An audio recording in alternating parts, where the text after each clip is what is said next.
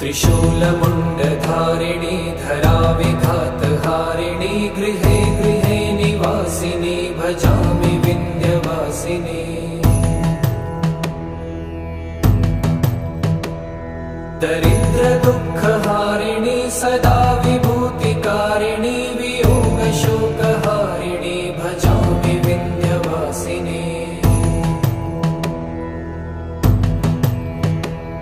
लसत्सुलोललोचनं लतासनं वरप्रदं कपालशूलधारिणी भजामि Vindhyavasini.